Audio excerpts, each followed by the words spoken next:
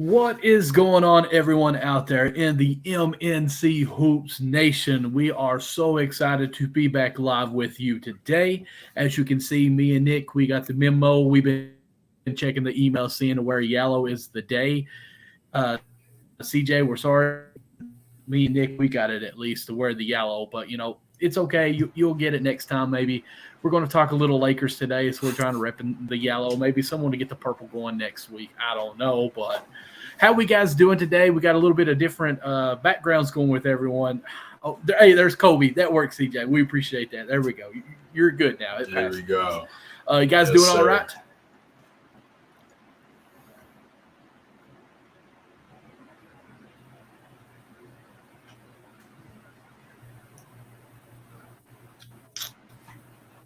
Oh, my bad, CJ. I thought you were You guys gone. there? Yeah, I'm doing good, man. I'm doing good. I thought it was going. You usually go in order. My bad, MNC. But yeah, I'm doing well. I'm doing well right now. That's why I was waiting for Nick to say something. Yeah, I'm doing well. I'm in South Carolina right now with the fam. Just relaxing. Just settled in a few hours ago. Yeah, man. Knicks got the dub. Definitely caught that Knicks dub. Clinched the playoff berth. It's first time since 2 years ago. So it's a lot to talk about.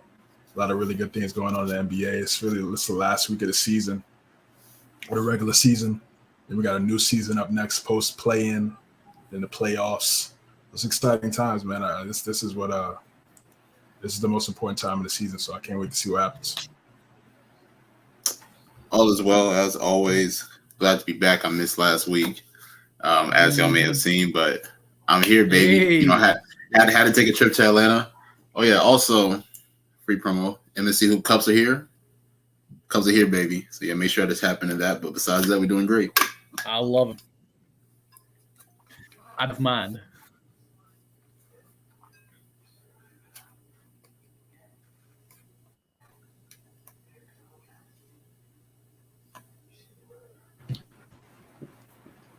Somebody must have a little bit of lag. I don't know who it is. It might be me. I don't know what was said last. I don't have my cup. My wife actually said, "Hey, I don't know. I just now got home. I worked a 12-hour shift and come straight up here from. Well, I changed clothes and then came straight up here. Told my kids goodnight and had to come into the classroom, but into the spare room here that we have. And she said, "Hey, you didn't get your usual drink of water. I'll see if I can find your MNC cups." But Nick, CJ, this has been something that I've been wanting to ask you guys about, especially since you guys have your cups. I think we need to do like a giveaway with that cup.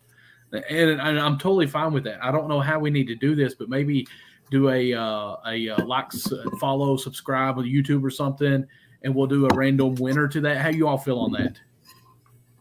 Let's make it happen, man. How about we do this? We can do like all right, so we're at 37 subscribers on YouTube right now. Trying to grow the YouTube. Mm-hmm. How about that's the one that lags so much is our YouTube. Like we're moving in the right direction with TikTok is killing it. We're getting the views on YouTube, but like Instagram, we're gaining. Facebook, we're almost up to 200 on it. But YouTube, I agree with you. It's lagging behind as far as it's picking up. It's picking up. Slowly but surely. But the subscribers, right? Yeah. But how about I don't know. I don't know how y'all feel about this, but like, let's say if we get 50 subscribers, I don't even know. Can we even check like who subscribes to us, or Yeah, or so does it just whatever?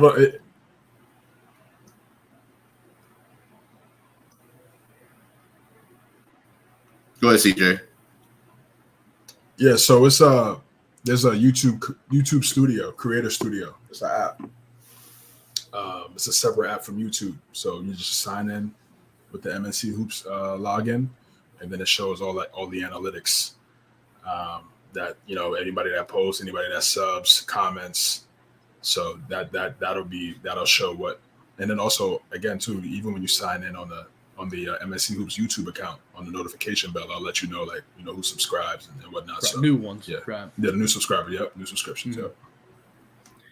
I personally don't think 50 is high enough. I mean, honestly, I said we do 100. I mean, if we're going to put money into it and make a new one and give the purchase out, I mean, I say we try to get the followers up there. I mean, I know that's our personal goal for a business. We want to get the YouTube up to 100 by summertime. So let's just go ahead and say 100 YouTube subscribers, and let's really try to push that out and see if we can get the followers on it. All right, so what do you want to do? You want to do 100 YouTube subscribers and then just pick a random winner? Let's do it. Yeah, 100 subs. That's a big milestone for us, especially on YouTube, like you guys just talked about. It is difficult, but you just got to stay consistent. That's all it is. Our most recent video, do players fear LeBron? It got over 100 views right now. We posted that, I believe, yesterday. So, the more we keep posting, shout out to our producers. Yes, sir. The more we put out, Nick's doing a great job dropping the clip videos off the podcast, the podcast highlights. Doing a great job dropping those. Those are doing really good numbers. Obviously, we got the shorts going on with the reels and the TikToks. Like Michael said, those are doing well. So yeah, let's make 100 subs. We give away a free MNC limited edition cup, like we've all just promoted over the last 6 minutes. And we have two styles here. I'll show you mine cup. So mine has the MNC, as you can see, on one, and then it has the double. Nick has a second style. Nick, can you care to show us the other style? This is a one logo wraparound. I'm trying to, for people that can see it. So what we'll do is we'll put this on all of our social medias. Hey, subscribe to YouTube, and we'll get that once we get to the 100. We'll do our random selection on that, and we'll get you to actually tell us which one you like. We'll get it to you guys and send it out, whoever the winner is.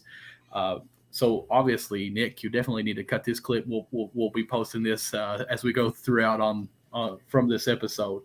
So I'm excited about that. I think that's a great step for us, especially just one way of saying thank you. We appreciate all you guys for following all of our stuff and viewing it. We really do appreciate it. I spent probably 20, 30 minutes today not at work looking back at some of our old videos, showing some people. I had a couple of guys say, "Oh, what are you talking about your show tonight?" I'm like, "Hey, we've had Seth Greenberg on our show. This is what we did." Went and showed our Backstop Banter show that I've got with Connie. That'll be starting up again this week on Wednesday. And we had the dancing umpire actually get a tattoo while we interviewed him. So, showing some other stuff. Like, man, you know what? It'd be kind of cool to do like a recap of MNC. Wait. Slow down. Somebody got a tattoo while they were on the show. Came on do you even know who the Savannah Bananas are? I don't. I'm sorry. I don't watch baseball. And that's okay. It's basically the Harlem Globetrotters of baseball is what they're kind of, they're a circus act meets baseball, meets, professional league in a way. So they do all these tricks and everything that they do out there. Well, the umpire is called the dancing umpire. Like, he gets out there and like he really is dancing. Like, even does like even the Magic Mike dance a little bit too. Like, I mean, they really have a good time. They party. Like, the team that they play is called the Party Animals. And while he came on our podcast, he already has one tattoo on one leg that is of the Savannah Banana logo. He said, "You know what? I was thinking I can't really support one team since I'm supposed to be neutral as the umpire. I had to get the other one tattooed, or the other team tattooed on the other one." So while on air with us, he got his leg tattooed the whole time. I'm like, that's super awesome, actually.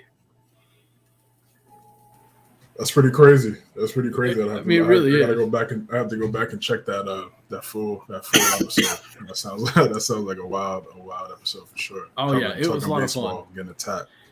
Absolutely, but let's get into basketball because my personal opinion, something crazy has actually been going on in the NBA that if you haven't been keeping up with it, you might have been surprised by how it's been playing out in the West.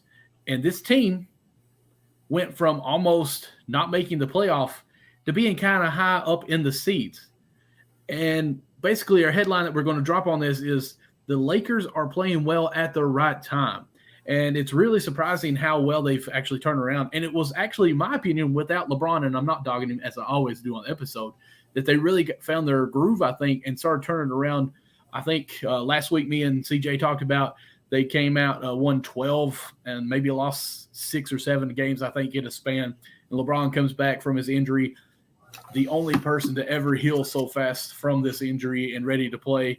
And they're abated all the way. They were out of the playing game, and now they're up to the 7th seed, I believe.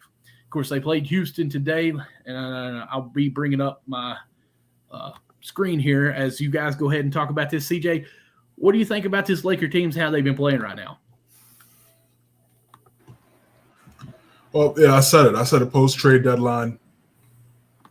Once I saw the team, once I saw how they played, the chemistry, the spacing, you had the defensive versatility with Jared Vanderbilt.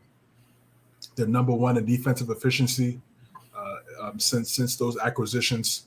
They had a great W on Friday against the Minnesota Timberwolves. Anthony Davis had 38-17. Last time I checked in this game, he had 36 against Houston. Again, this is a layup game. This is when, this is a get right game. If you're struggling, anybody that's struggling or having a bad shooting night, you play the Rockets, you'll get right back on track because they don't play any defense. Their shot selection is terrible. They don't move the basketball. Everything is isolation, and it just seems to be for Houston. They don't really believe in their head coach. It looks like his voice doesn't carry in that locker room. So we'll definitely see some changes from that franchise in the offseason. But back to the Lakers. You guys, I put a tweet out, I believe it was Tuesday. I said Lakers Bucks 2022-23 NBA Finals. That's my prediction. And the reason why I said that is because if you break down a series, right? You break down any series against any team in the West and you rank the best players, the top three players are going to be LeBron and AD. Now, if it's the Warriors, you add Curry in there. If it's the Suns, you add KD. Nuggets, Jokic. But still, the top three players in that series, two of those players are on the Lakers. And also two of those players that you rank those top three have already won a championship prior. So the chemistry's there. One of the greatest plays in basketball is LeBron James, Anthony Davis screen action. You could do so many things off that. Now you add the spacing with D'Angelo Russell and Austin Reeves. You have four guys on the court now that could create their own shot, that could pass, shoot, dribble with Reeves, with Russell, AD, and LeBron. The front court with LeBron, AD, and Vanderbilt adds so much versatility on defense where they're able to switch. Vando's done a great job getting offensive rebounds, crashing the glass, guarding the opposing team's best player, making shots very difficult for the opposing team's best player as well. So this is what I wanted to see. This is what I expected. It's just tough for me to see a team defeat them 4 times in a series. It just is. I was having a really good discussion with one of my guys. He's the host of Above the Rim podcast. Does a really good job over there. Shout out to my guy over there. Yes, sir. Shout out to my guy. I believe I actually just met him yesterday. It was Justin. Yeah, shout out Justin, man. He's doing a really good job, dropping some great content. We had a healthy discussion on Twitter. I know that's a rare thing on Twitter. Everything is always slander and backlash and insults. But we had a healthy basketball NBA discussion when I dropped that tweet. And he said he respectfully disagreed. And I said, give me the teams you think that can defeat them. And he went through he said the Nuggets, Golden State, and the Grizzlies and Phoenix, obviously. And I broke those teams down and really showed all their flaws. Jokic, Ayton, for both of those guys respectively in the paint. The paint is so sweet. It's just too sweet. They can't protect the rim. Ayton's not a rim protector. Naz Reid and Karl Anthony Towns just had a field day on DeAndre Ayton on Wednesday. He had 3 rebounds in 30 minutes. How are you a starter playing 30 minutes? You only get 3 rebounds. It's just laughable. You're 6'11" and you only get 3 boards. Comedy. Obviously, KD and Booker, they're going to make it tough, right? They're elite shot creators, and then that's what's going to make that series very difficult. We don't know what you're going to get from Chris Paul. You may get a New Orleans Clipper throwback Chris Paul game, probably 1 or 2 games in a series, but you're not getting the same Chris Paul that we're accustomed to seeing over the last 2 years, like 2 years ago when they went to the finals. You're not getting that Chris Paul right now. He's obviously injuries and age has caught up to him. That's why you get a guy like Kevin Durant to kind of mask some of those deficiencies that we've seen from CP3. So they have flaws. Denver, solid, excellent roster, great depth, but LeBron and AD, they go to the basket. And if in the Jokic, he can't protect the rim. That's just not his skill set. So he's gonna get in foul trouble guarding Anthony Davis, and he's gonna get in foul trouble trying to contest shots on LeBron. So that changes the whole series right there. It just does. Mm-hmm. It really does. And the Grizzlies, I like the Grizzlies. I think they have high upside. They're playing well with their young core. I think they're not ready right now. I think with a couple in a year or two, they've made the right steps. And as those guys continue to gain confidence, guys like Bane, Triple J really play well in John Morant's absence. Once they get it right, I say in a year or so, they're going to be in the Western Conference Finals and/or Finals for sure because Ja's special and that team is special, especially the way they move the basketball. I just see the Lakers just going back there, man. I really do. Darvin Ham, I do have some questions with minute management, roster management as well, depending on rotations. But now since this starting five is solidified with Russell, Reeves, LeBron, AD, and Jared Vanderbilt, I think for that second unit, you could kind of fill some things out and figure out some things with Schroeder, Beasley, Hachimura, Troy Brown Jr., you could Wayne and Gabriel, you could switch some things up and depending on who's hot at the right moment, you could create that second unit rotation and probably have a starter with them as well. So all in all, it's just tough for me to see any of those teams defeat the Lakers 4 times, man. And Golden State, they have the most experience. Their big three, other than LeBron, have the most experience in the NBA in the playoffs, obviously. So that's a factor for sure. But that road record is so nasty, 9-29. But you have to in a way, you have to kind of put an asterisk on it because they did bring back GP2. Wiggins is back, so that just improves their defense. So I think that would, to me, Golden State and Phoenix are the 2 toughest matchups for the Lakers en route back to the NBA Finals. I really love that. And I was going to ask you, Nick, how do you feel on that? Because you're a Golden State fan. I mean, CJ's right. We suck on the road. We're actually up 10 on Denver right now, but Denver's playing without Nikola Jokic. So let's see if we can close this thing out right. Momentum. We really need some momentum for Golden State. But as far as for the Lakers, clicking all cylinders. You know, the two main heads of the group. They're leading the way. LeBron is back. AD's been playing like a monster over the past 3 or 4 games. I mean, we've said it on many occasions. You know, I think we've said it on several occasions, honestly. I mean, the Lakers had probably the best trade during the trade deadline. You know what I'm saying? Acquiring great talent to surround LeBron, great shooters. And now we're seeing, you know, guys like Malik Beasley has came in and played well. Austin Reeves had like a 30-point game about 2-3 weeks ago. He's playing exceptional basketball, really taking pressure off the other 2 stars. And then on top of that, you got other guys as well, Jared Vanderbilt, who's able to be one of the anchors of the defense. You know, he's playing phenomenal basketball. And the list goes on and on. Wayne Gabriel, Dennis Schroeder. So this roster, you know, I've been kind of reflecting back on this. What if the Lakers had this roster at the beginning of the season, and we would see you know where they would be at this moment. You know, in my opinion, they would probably be a 4 or 5 seed, or at least top 4 or 5 seed. I don't know exactly where they would be placed, but they would at least be a top 4 or 5 seed if they did have this roster already at the beginning of the season. So right now they're at the 7th or 8th seed. I can't exactly remember, and they're playing exceptional basketball right now, especially at the right time. So. You know, I mean, I know CJ got them going to the finals. I don't know if I have them that far. I don't know if I have them going that far, but the one thing that I will say is that people need to really look out for the Lakers because when LeBron's playing exceptional basketball, not even just when LeBron's playing exceptional basketball, but when AD's leading the way and he's dominating at the way that he is, that's what makes them scary. So the Lakers are going to go as far as where AD can take them. We all know who LeBron is. We all know what he brings to the table, 4-time champion. We all know his greatness, but AD is the glue of this team as far as how far they can get. So as long as he can play exceptional basketball and dominate for this team, we could possibly see this team moving forward, moving deep into the playoffs. Sounds like the same thing I said, bro. I mean, tell me, finals. It's hard for me, and we'll get to that. It's hard for me to just say that the Lakers are back. Now, granted, last year's team and this year's team, even from the beginning, before trade deadline, they're a different team. It's obvious. They're playing well right now. They're playing like an actual team.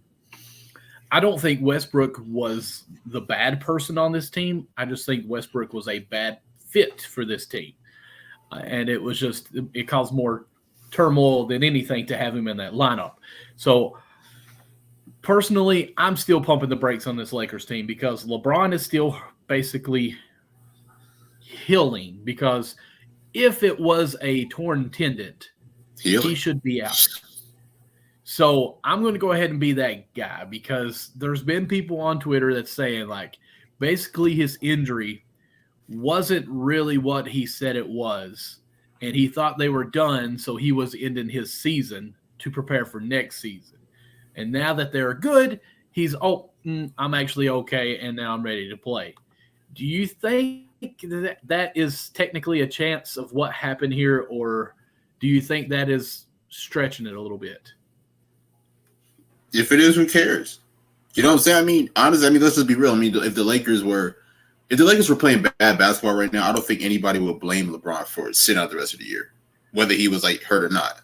You know what I mean? Like if they were like the 13, 14 seed, you think he should be coming back right now?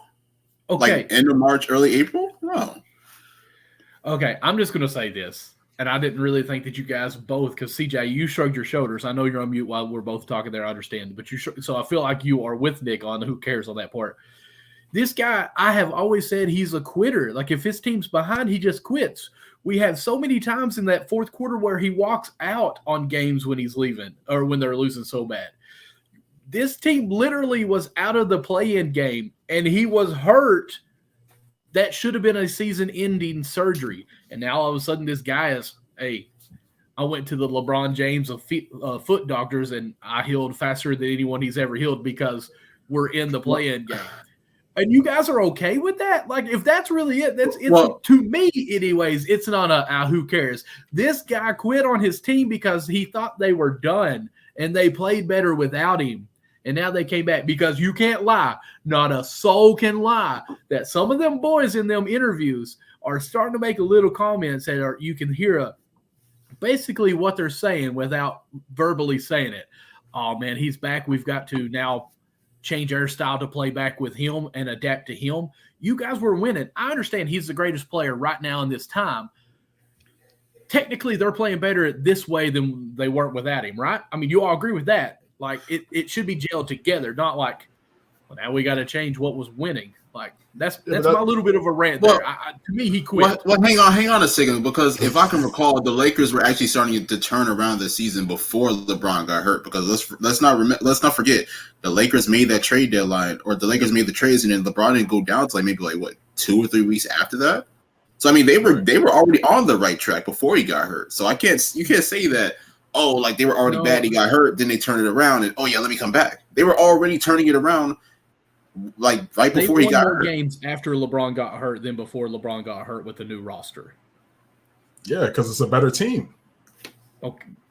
But LeBron was hurt, that's what I'm saying. But LeBron was hurt. Like he was ready to quit. We saw him. It's not like he got just some mystery injury. We saw him get hurt against Dallas. Right. He said it popped. I didn't think it popped, but I mean, obviously I'm not going to hear it. I don't know the severity. Yeah. I'm just saying either it clearly there was significance to the injury because he was out for a few weeks. Do y'all agree with that at least? We said that. What would you say? I said either he lied about it being so severe and him being out all year, or he is amazing and could be healed so fast. Like, I mean, it's one of the two, right? I can't say he lied because just because you could get one diagnosis from one doctor, it could tell you something, you could get another opinion, and it could be something different, and that could determine whether you play or not. So no doctor you don't know. Different. Originally they said originally they said if you need a surgery, he's obviously going to be out for the season. That was an option. Mm-hmm. Then sit out for a few weeks, see what happens after a couple of weeks. If it heals up, you feel like you come back and play, then come back and play. And that's what he's done. The way the team has played without him, I would hope they'd pass the ball because no other team, they don't have anybody that's close to better than LeBron on the roster other than AD. So why wouldn't you move the ball if LeBron's not there? Of course, LeBron's gonna have the basketball in his hands, the best player on the team. So if he's not there, you have to move the rock to win. There's no one guy that's going to stop, be the one man show and do everything. Even with AD there, they still have to move the ball. Like, so I mean, like for that, when people make that take, is like when Jay Williams was saying when Austin Reeves was going crazy for a couple games. He's like, what do you do when LeBron comes back? I'm like, what do you mean? What do you do when LeBron comes back? He has to go back to his role, play spot up, and then in certain moments, in certain rotations, he could go back to doing what he did, create his shot. So that's my thing. Like, why do people say that? Like, why do people say that but then also say LeBron is a pass first guy? Like, okay, so if Austin Reeves goes crazy without LeBron, and y'all consider LeBron a pass first guy, y'all don't think he's gonna keep going crazy? I don't think he's a pass first guy anymore. Beginning of his career, I think he used to be a pass first guy. But I don't think he's a pass first guy anymore. So what is he? He's pass first. I think he's more. I don't think he's a pass first, and I mean I can have that opinion. I mean he's more of a ball dominant, and he's going to try to play bully ball. And if he can't score, then he's a kick.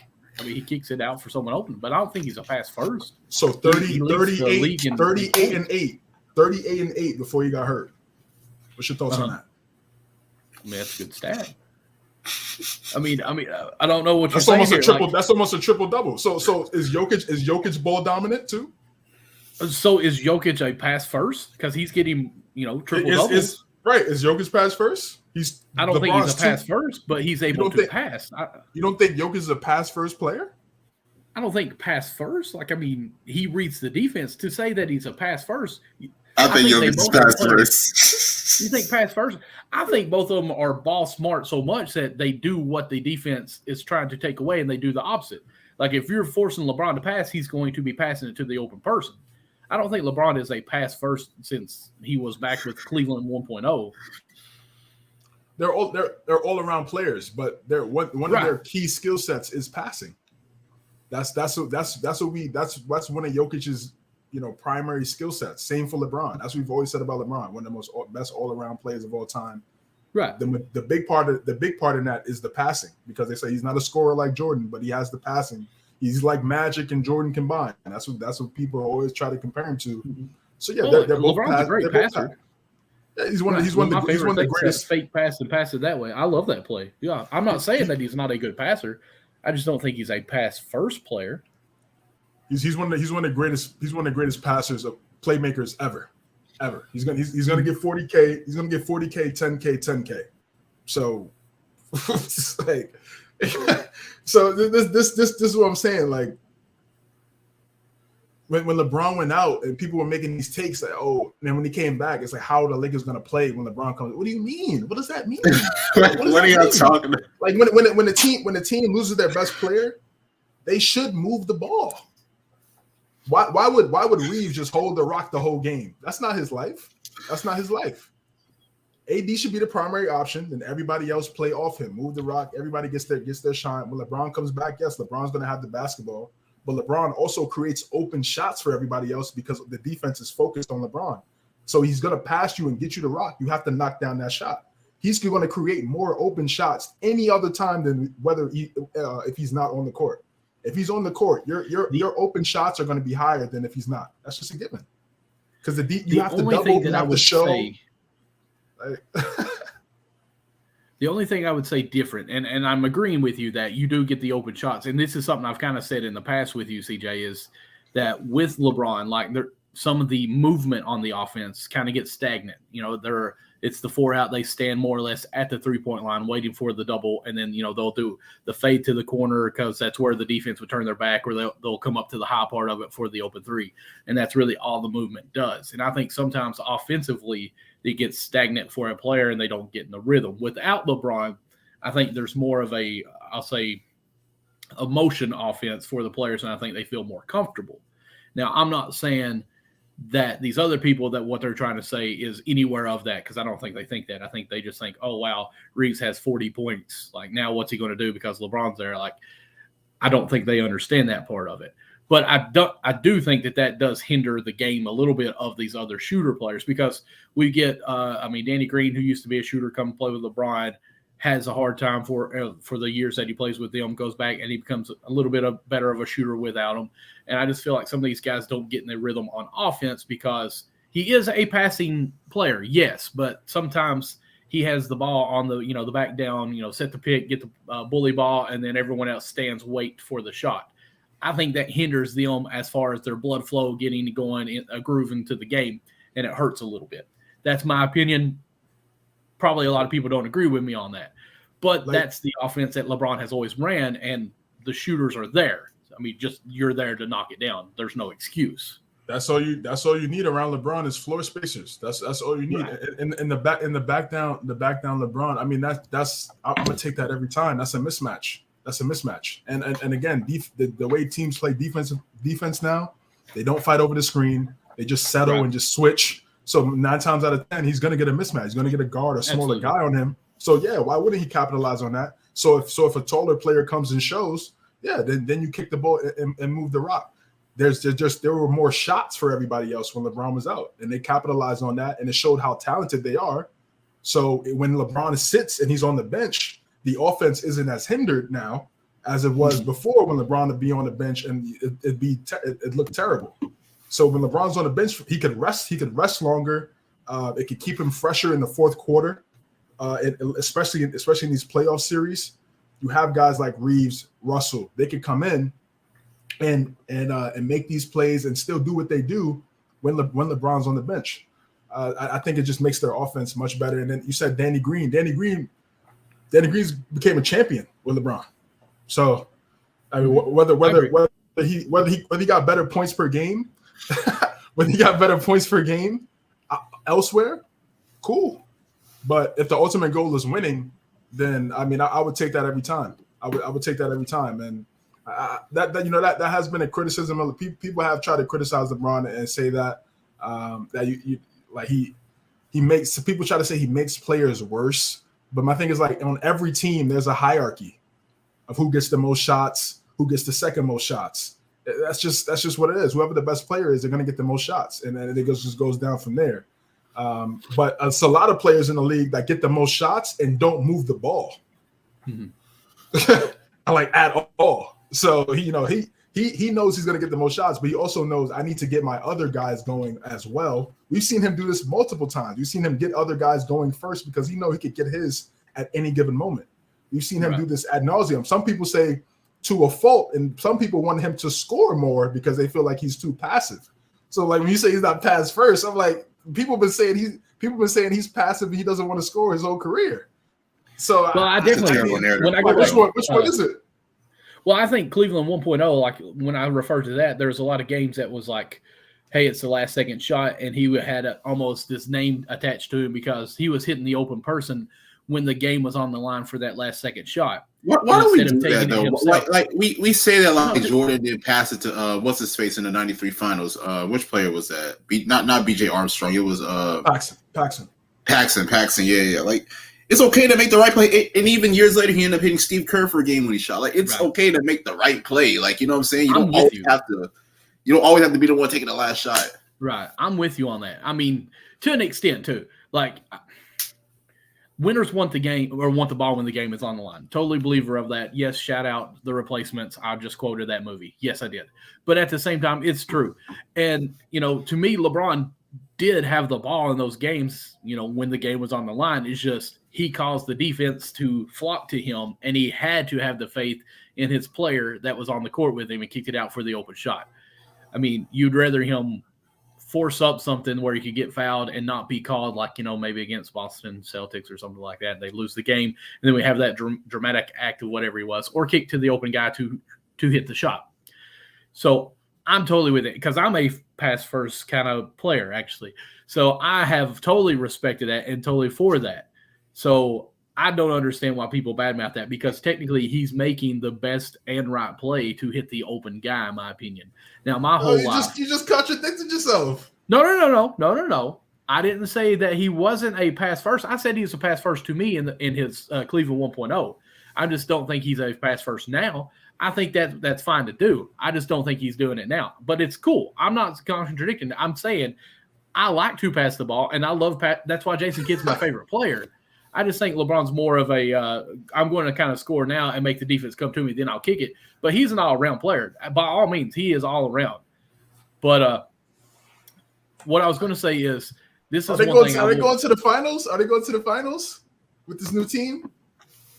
We'll get to that because you know why? We're on the subject. Are they Might as going to the well. finals? Might as well say it now.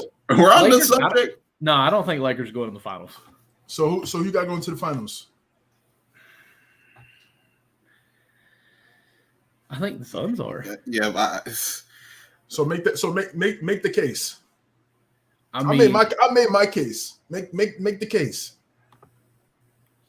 Kevin Durant has returned. Okay. And since they returned, they are 5-0. So they're playing well right now. This team has the firepower. They have the size. They have the length. And bringing this up, I think it's going good. CJ, this is so weird for me to bring up these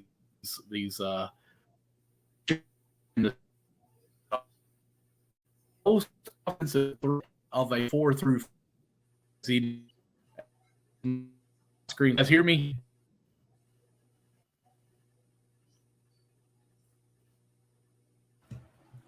Yeah, I can't hear you now, brother. But before you went out, yeah.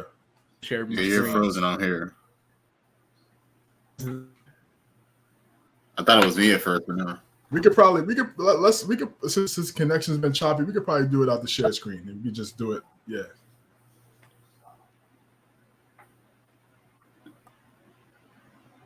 Okay.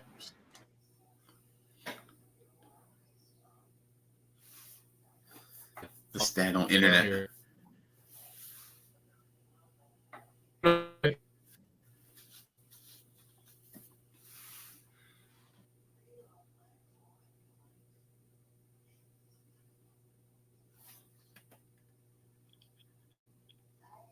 Michael was trying to make the case for the Suns and as to why they could win the finals.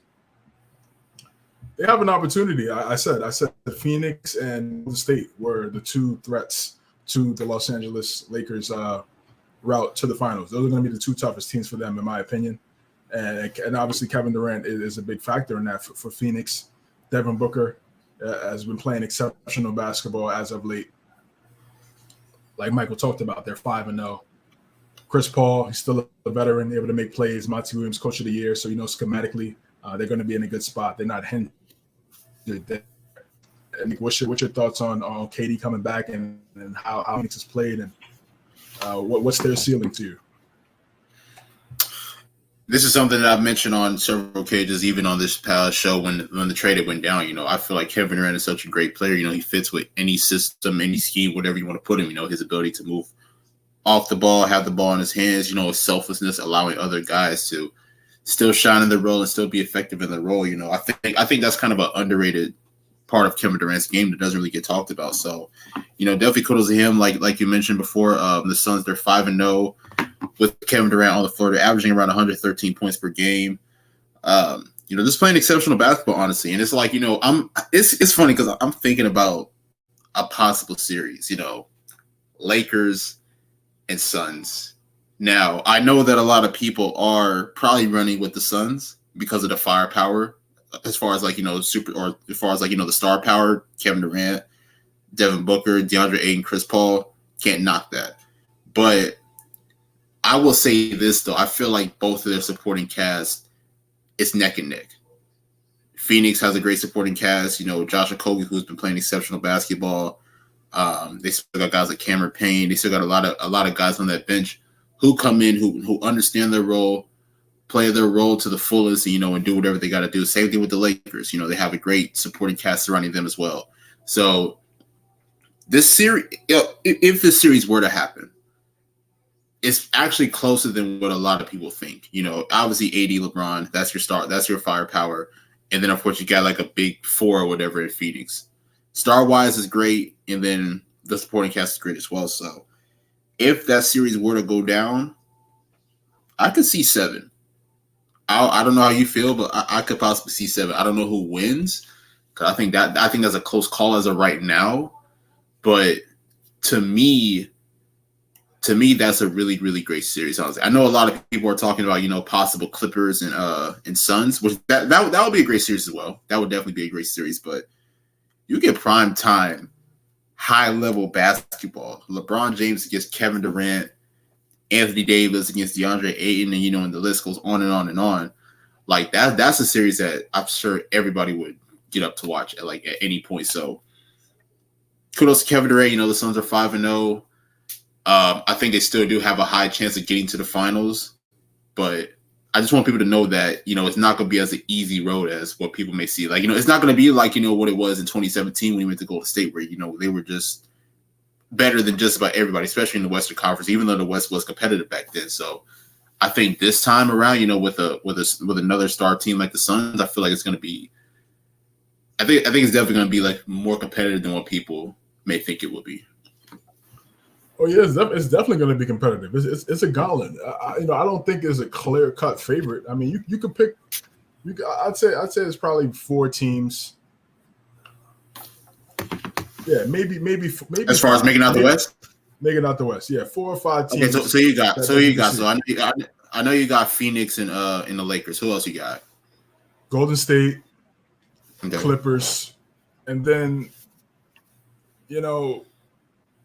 but the Clippers just off talent, but I don't trust them. They'd probably be last. If I was to rank those teams, I'd have them last, no doubt about it. I'd say, Sacramento. I don't know. I don't know yet. I don't know yet. I have to see them in the playoffs. They could be one of those teams where it doesn't matter if they're inexperienced. They're just on. They're just hot and they're just playing well. And they can get it. They can win a series or two. That is very possible. We've seen chance to give Denver. And I will put Denver on that list as well. I'd probably go. Those would be the top 5. Those would be the top 5 because we've seen Murray have that opportunity to go crazy in a series in complement with Jokic when they both average 25. They're pretty much like undefeated. So that's tough. If he's able to step up and be that second guy next to Jokic, with the guys they already have on the team, it's going to be difficult. It's definitely going to be difficult. And when I pick the Lakers, I'm not saying it's going to be a cakewalk and they're going to beat every team in 5 and they're going to sweep these teams.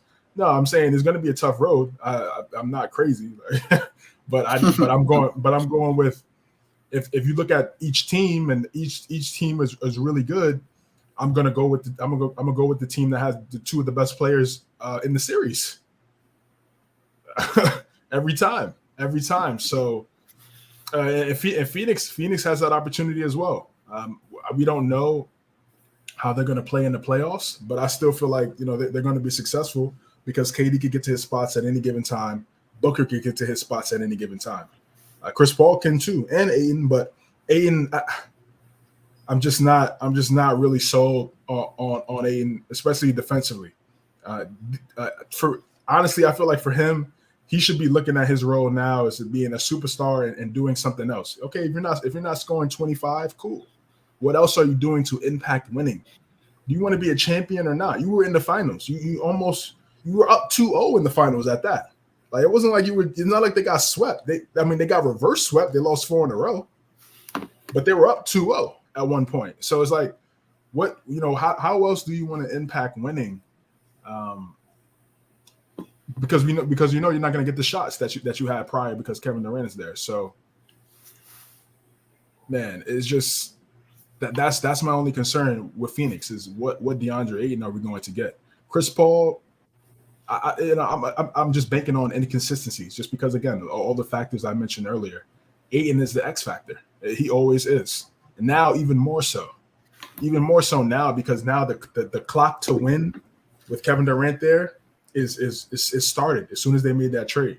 So everybody's going to look at you even more than how they looked at you prior.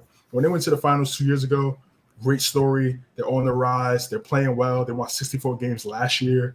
But now when you bring Kevin Durant in and the expectations are championships, there's more eyes on you. There's more fans looking at you. Now you bring in Kevin Durant fans watching you, watching how you play, seeing what you do, how great. It's different.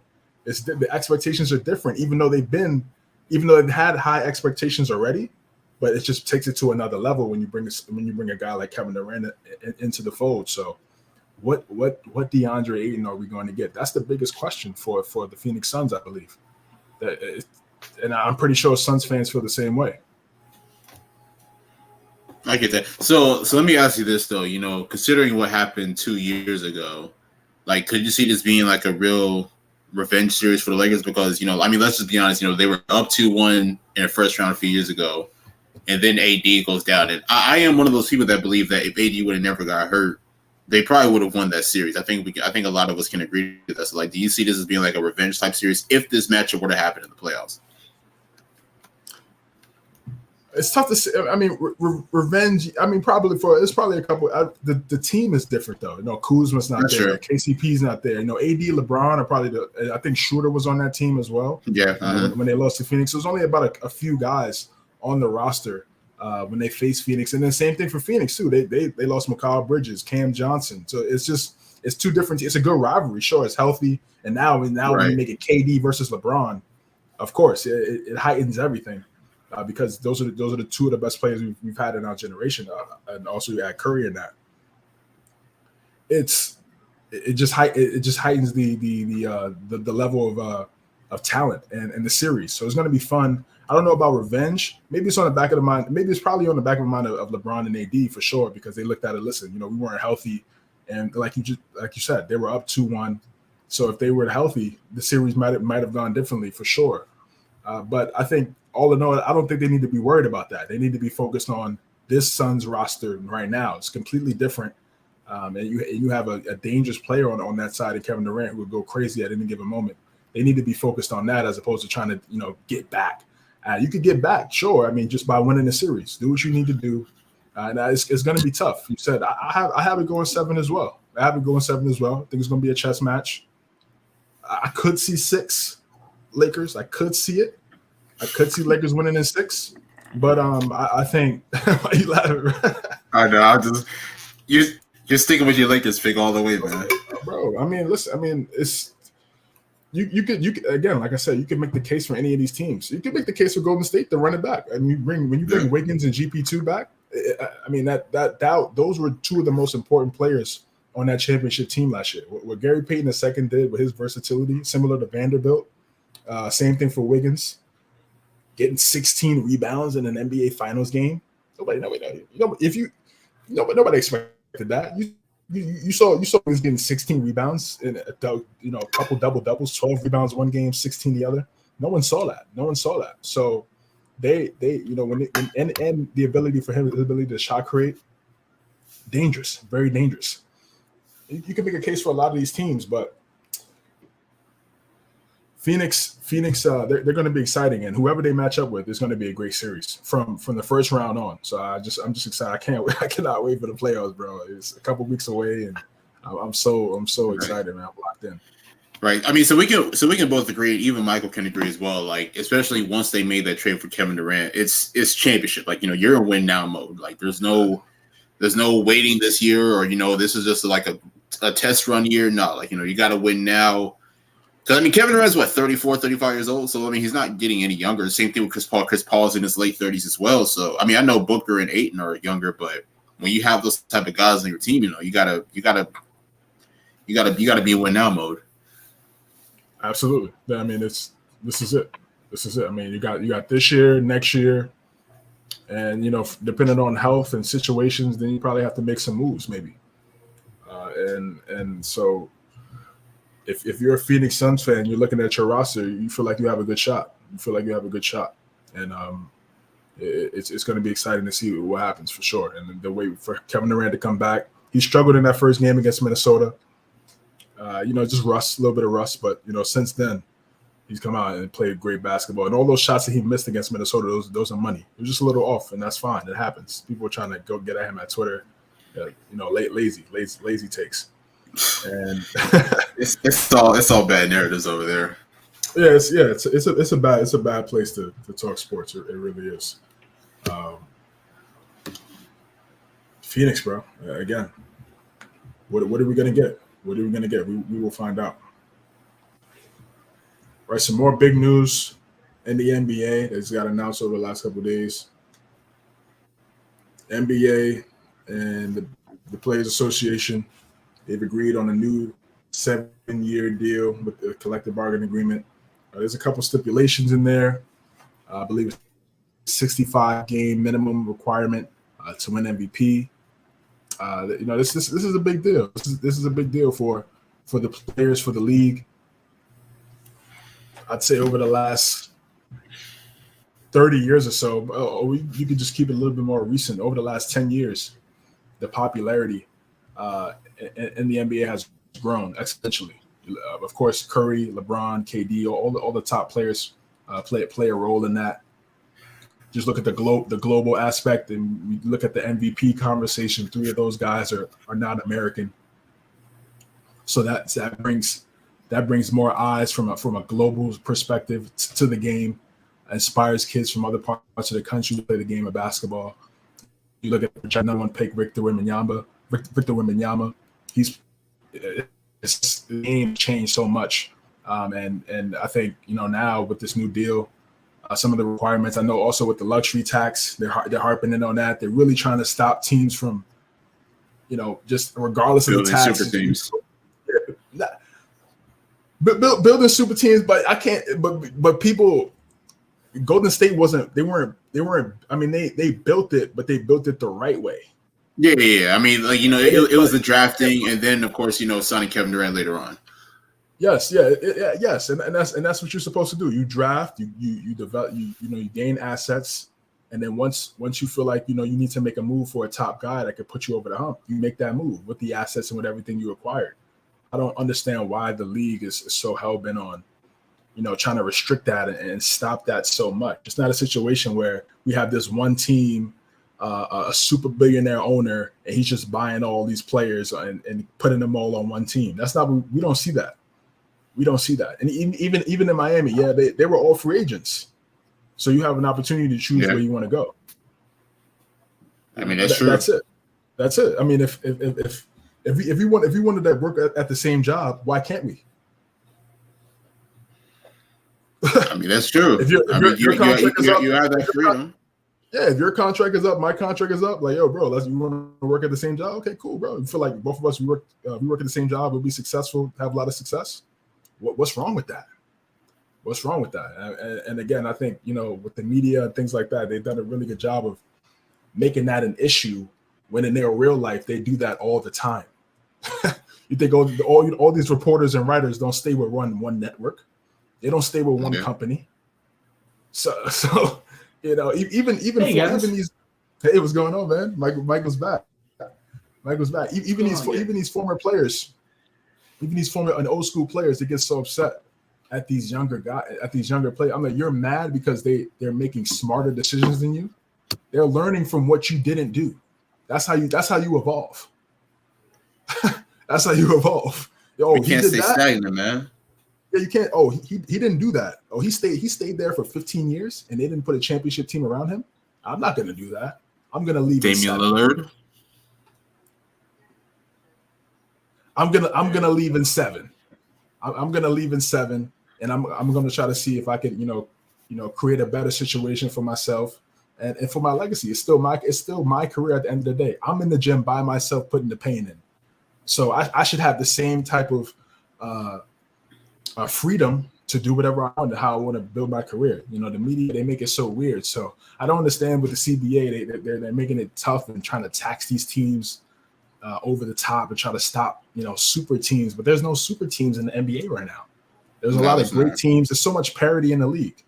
So it's weird. There's some other factors in there in the CBA deal. I haven't read the whole thing because obviously I've been traveling over the last couple of days. But once I really read it and see what the key points are, we could come back next week and really break it down. But I think it's good. Obviously there's no friction between the players and the league. You see in the NFL, you see in MLB, that's been an issue over the last few years between the league and the players. They've had some friction. You don't really see that in the NBA. So it's been healthy discussions, healthy negotiations, and I'm glad they got it done. Facts.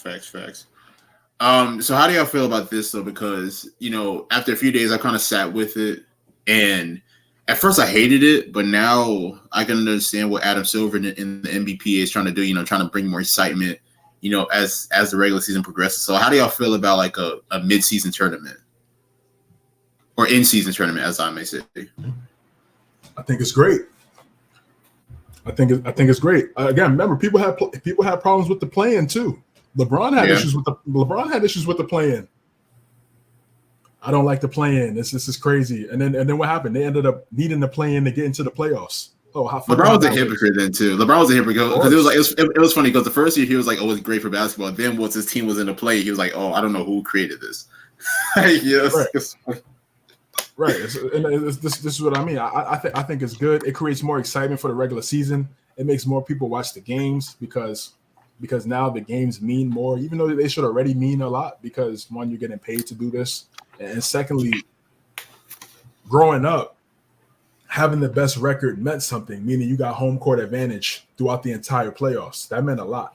And to get that game 7, if it gets there on your home floor, is everything. Is the ultimate advantage. So that's how it used to be, but now players it's a little bit different. So I'm cool with the in-season tournament for sure. Why not? You make the league more exciting. I think it's going to make players go play even harder in teams. And also what it does is it eliminates the tanking. Now that I can agree with. I don't think tanking works. When has it worked? I don't Sixers, either. I would say Sixers. Sixers did. I mean, did it work though? They've only kept one player in their tanking process, and that's Embiid. Right. Just one. They take for like 5 years, and only one still there is Embiid. Who they end up drafting? They end up drafting Jalil Okur, Zaire Smith, Jalil Okafor, Nerlens Noel, then Ben Simmons, and they're all gone. They're all gone. Work, it doesn't work. And people look at the Thunder. They didn't draft SGA. They traded for SGA, and he's their best player. Giddey, okay. Chet, we'll see. And we'll see. Those are question marks still. I mean, not forget Giddey's good. He's solid, but we don't know what his career is yet. But the tanking, I guess the Spurs make the Spurs because they have Pop, so it doesn't look as bad as maybe if it's another team. Yeah, they're tanking, but they have Pop though, so it's all good. Okay. What about the Rockets? I don't think they're tanking. They're just not a good team. They're terrible. Yeah. I don't think they're purposely trying to lose. They're just not good enough to win. That's the state of the Houston Rockets right now. Detroit, Cade got hurt. He hurt his shin, and it just makes no sense to bring him back. If he's 100% by February, why bring him back for what? You heard that, Michael? You know what I mean? Why bring him back if they're not a good team? They are in last place. And I literally asked you the same thing. Totally different. I literally asked you if the Lakers were like the 14th seed, why bring LeBron back? Well, I'm cool with that. But that 14th was also like 10 games back too. Like there's from 13. Like the Pistons were pretty much out of it, and they're playing for Wembanyama. The Lakers aren't going to get that because their first pick goes to the Pelicans. So really, even them tanking wouldn't even help that situation either. So to take LeBron out to tank more wouldn't even make any sense for them. So, and again, sorry guys, I don't know what's going on my camera, so you're just going to have this for the rest of the night. So, to me, I don't understand why LeBron be like, "Hey, let me just pull the plug," other than just to rest up for next year. But that's neither here nor there now. So. I'm just trying to think really a tank team that it's worked for other than the Sixers, and they've been so close, for a lot of years, but it's never got them over the hump. They were able to get Embiid, but that's about it, really. It didn't work. It hasn't worked. They have 0 championships. Embiid has never been to an Eastern Conference Finals yet. So this is kind of off subject, but it's kind of where we're at, or at least off of our script that we had for subjects. What team do you think has the best opportunity to succeed from taking? Because, we think Orlando's close. We think Detroit's very close. We think, OKC is close, even though SGA is a trade over. So you think Detroit? I'm not going to say like they're the best team, but I think they have a pretty good chance. Especially, I don't know if y'all paid attention, but James Wiseman has played exceptional basketball for them. So when you add him into the combination of those other guys, Jaden Ivey, Cade Cunningham, I mean, to me, all they really need is like probably some key veterans, who have some championship or playoff experience. And once they get like a few more years under their belt for the young guys, I think they'll be up and running, at least about 2 to 3 years. Out of those teams, OKC, yeah, you got to go Oklahoma City for sure. They're right there. They're in playing contention now, and they don't have Chet. And I think once they get Chet, that's it's over. It's over for tanking. It's over for tanking. It shouldn't even be a thought process anymore for Oklahoma City. They got Giddey.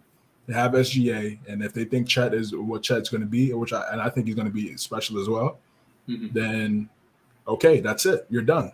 Now what are you going to do with what you acquired? That now what?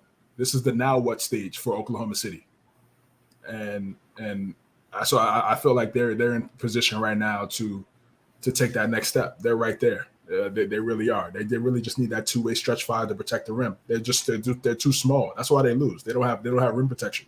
So bringing in Chet it's perfect. It's perfect. It's perfect for when he gets back. He's exactly what they need. He's exactly what they need to to continue to get better and excel as a franchise. So yeah, I'm gonna go Oklahoma City with that question. Okay, I'm really just trying to think all through the teams. I mean, Pacers are not really a tanking team that's rebuilt. They've made different teams. They were just kind of rebuilding. Wouldn't say that they are a tanking team.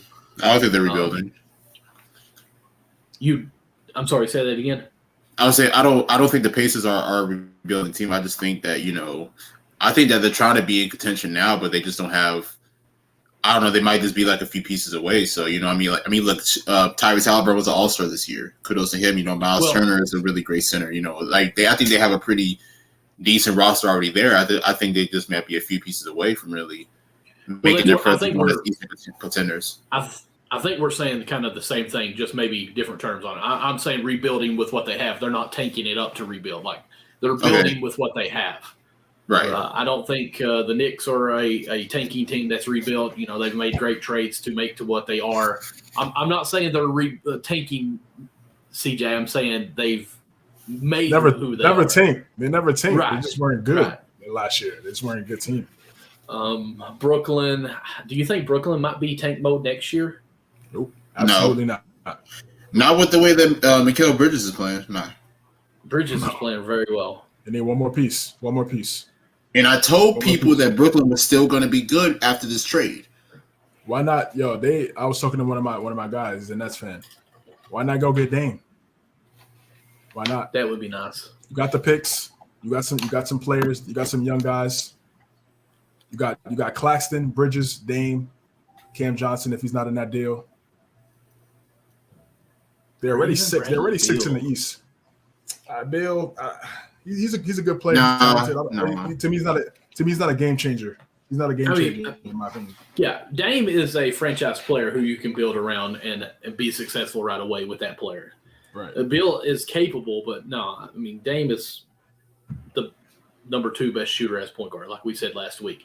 I'm just saying, like Dame, Bill needs Ben Simmons swap. Well, it won't be. It would never. If Simmons would be in that trade, he'd be in that trade. Yeah, he would be in that trade. But it wouldn't be like a player swap like that. Okay, I'm going to say this. If I'm Portland, I'm not going to say, I would love Ben Simmons for Dame straight up.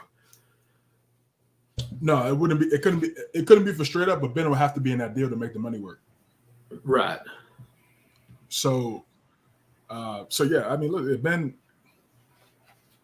It's clipped again. I don't even know how he made it to this. I mean, just for the trade, it's just a sad story. That's all I have to say about that. And yeah, he would get traded, no doubt. Why Brooklyn should do it? Why not? Battle of the Boroughs, Nets versus Knicks with Dame and Brooklyn, Brunson in Manhattan. Here for that. I'm here for that. You're gonna be rocking. That'd be crazy. That'd be crazy. If they want to make a splash, I think that's the splash you make. Listen, I know they tried to make splashes, and they failed drastically with all four splashes they made. It's just been terrible. They sunk KD, Kyrie, James Harden, and Ben. Nothing to show for it. Absolutely nothing to show for it. But, I feel like Dame would be different. Low maintenance, high character, baller, wants to win, but just, so loyal, too loyal to a fault. It would just like we talked. I talked about this last year. It would take Portland to tell him, "Yo, this is the direction we're going in," and then you make that move. To me, I don't think that discussion has been had. So, and listen, like this is I actually tweeted this the other day. I said Portland probably wants to rebuild, but Dame is holding him back by saying, "You know what? I want to help the team probably regroup and become contenders." It's time to move on. Damian Lillard, if you are listening, run from the grind. It's okay to run from the grind, bro. You know what I mean? Like, you tried it for too long. To me, in my opinion, after the CJ McCollum trade, they should have just went rebuild mode, in my opinion. Like, I felt like that was the piece that said, you know what, let's go ahead and move it to another direction. But no, they wanted to run it, or Dame wanted to run it back with them. Yeah, I'm back. He's had it. I mean, and look, Dame has had a really great year. You know what I'm saying? Like, but it's not contributed to winning. Portland's not even going to get playoffs this year. So what is that? So what do you have to show for it? You're averaging around 31, 32 a game, and your team's not even making the playoffs. Insane. It's okay, Dame. It's literally okay. Please respect Dame. Do what you got to do. Do what? No. We're not doing that no more. He needs to get out of there. He needs to get out of there pronto. The thing about it is that we don't want his legacy to be based on he was such a great player, but he didn't want to leave. It's like, Kevin Garnett said that, when he was in Minnesota, he was like, yo, I should have left the Timberwolves years prior and teamed up with guys like Paul Pierce, Ray Allen, and the rest of those guys. It's literally okay to switch teams. You know what I'm saying? I mean, look, not everyone's going to have the career of Kobe or Dirk or Tim Duncan where, they all grade with one team. Hell, even Kobe at one point was on his way out. Kobe was on his way out, and then the Lakers said, you know what, we got to make a trade, and they got Pau Gasol, shortly after. So it's like, you know what I'm saying? It's like it's just too many years of Dame. Dame has done a lot for this franchise. He's had big playoff moments. He's had big regular season moments. I mean, we even seen it this season with the 70-point game. But the front office has not done their part as far as helping him really elevate as an NBA champion or become an NBA champion. But what I heard there from all that was they were ready to trade Kobe, but the Lakers were also willing to. Kobe requested a trade. I don't think the Lakers actually wanted to. But they were ready to also get someone to come and help. The Portland Trailblazers are not willing to get anyone to come and help. They're not wanting to pay that, I don't think. But there was a name that you mentioned. Nick's saying that's because he asked. That's because he asked for a trade. That's what. You know what I'm saying? Dame hasn't done that. Right. Okay, I got you. But speaking of Paul Gasol, I don't know if you've heard in recent headlines, but let's see here. Make sure I get this pulled up. The recent, 2023 Hall of Fame class has been released, and I've got something that I'm going to try to share here if my computer don't go haywire yet again. But Wade, Dirk, Pop are a few of the headlines. You guys know of a few of the other ones that were mentioned? Becky Hammond. There's another one too. Hang on, I got my list right here. Paul Gasol was one 6 times. I think I got it shared. Is it shared? Yeah, Tony Parker's on there, okay. And Coach Popovich. It's crazy. He's actually going to be in the Hall of Fame, and he's still coaching. Still coaching. Dirk is just 3 years out from playing in there. No, so it's great. 4. Okay, so you got Dwayne Wade, 13 time All-Star. Him and Wade are 4 years. Yeah, they both retired the same year. Yeah. Okay. And then, of course, Dirk, 14 All-Star, NBA, 1 NBA champion. Dirk, 6-time All-Star, 2-time NBA champion. Tony Parker, 6-time All-Star, 4-time NBA champion. Becky Hammond, 6-time All-Star, 22 WNBA champion. And, of course, Greg Popovich, 5-time NBA champion, 3-time Coach of the Year. And the list continues to go on. Just congratulations to all this. What do y'all think about this list? Did they leave anyone out by chance? Because to me, I feel like this is one of the better lists of some of the names that are actually on there in the class. I think it's perfect. I mean, everyone on this list has contributed something great to basketball. You know what I'm saying? Dwayne Wade is probably the popular name on the list, with him being a 3-time champion, 13-time All-Star. He's given us many incredible moments. Obviously the '06 finals is probably one that stood out. And then, of course, a lot of people will say that he helped rejuvenate LeBron's career. Once LeBron was able to go to Miami and win a championship. So, Dwayne Wade is up there. Dirk is one of my personal favorite players, clearly one of the best, European players to ever play. Pau Gasol, 2-time champion. Tony Parker, we know what he did with San Antonio, him alongside Greg Popovich. So, I mean, it's a really good list, of great coaches, players who contributed greatness to basketball. Yeah, this list is great, man. I agree with everything Nick said. Becky Hammond, man, but what she was doing in San Antonio. Mm-hmm. She was going crazy. She was going crazy, man. Mm-hmm. I remember watching her growing up, doing her thing in the WNBA, and then for her to go become a head coach, and then win a championship as well, and also be an assistant coach with Pop in San Antonio with the Spurs. So she's a basketball legend, no question.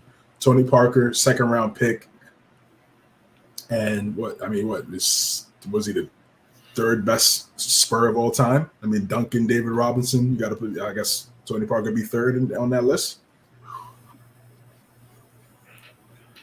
Yeah. Finals MVP. What are we talking about? I got Tony Parker. Tony Parker, third best San Antonio Spur of all time.